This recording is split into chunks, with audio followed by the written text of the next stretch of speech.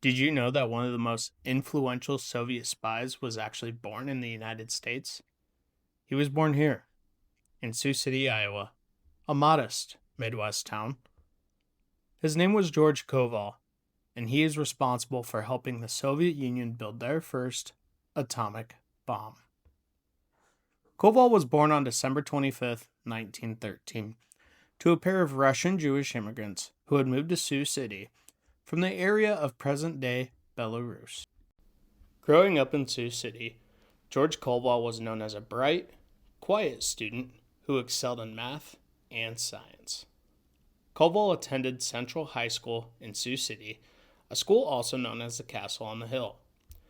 While at Central High School, Koval was on the debate team, as well as a member of the Honor Society. Koval would graduate from Central High in 1929 at the age of 15. Yay! Koval combined a scientific talent with an early interest in big ideas.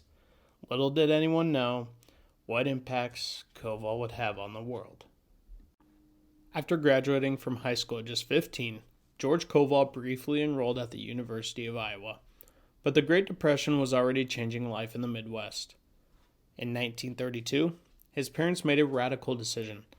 They packed up the family and moved to the Soviet Union, chasing the promise of a new Jewish homeland in the Far East. There, George didn't sit idle. He studied chemistry and technology at the Mendeleev Institute in Moscow, setting the stage for a career that would bridge two superpowers. Koval would graduate from the Mendeleev Institute in 1939. He was then recruited by Soviet intelligence known as the GRU. The GRU stands for... there we go. The GRU stands for Main Intelligence Directorate. Koval would end up moving back to the United States. Officially, Koval went back to the U.S. to visit family and continue his studies. In reality, he was a trained Soviet intelligence asset, an American citizen with the perfect cover. Koval didn't jump right into spying, though. He began by living quietly, teaching science, reading the newspaper, drinking coffee, and living life. No one had suspected that his real mission had already begun. When the United States joined World War II, Koval seen an opportunity.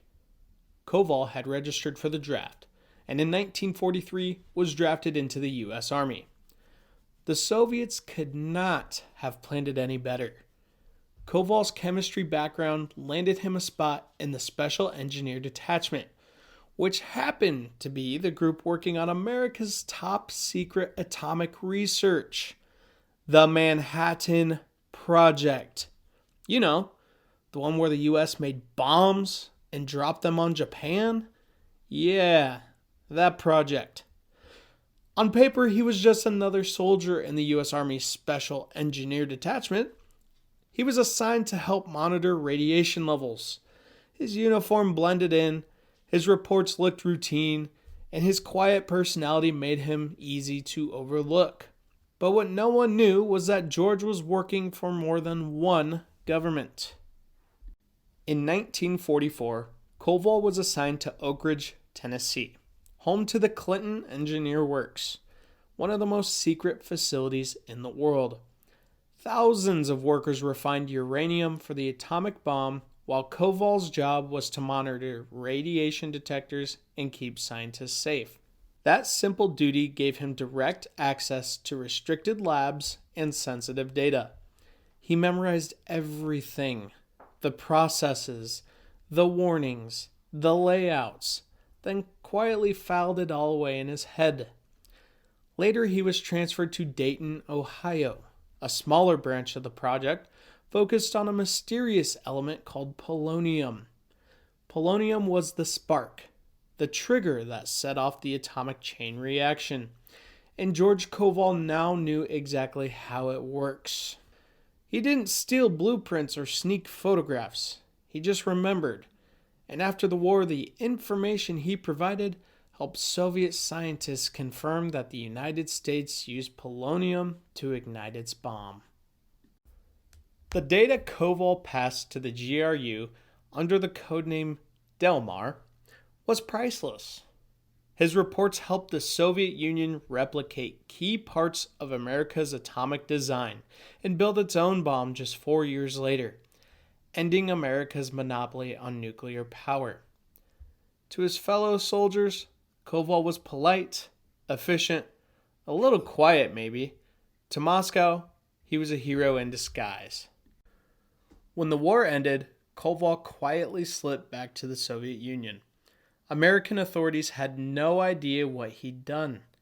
He settled in Moscow, taught chemistry, and lived an unremarkable life for decades.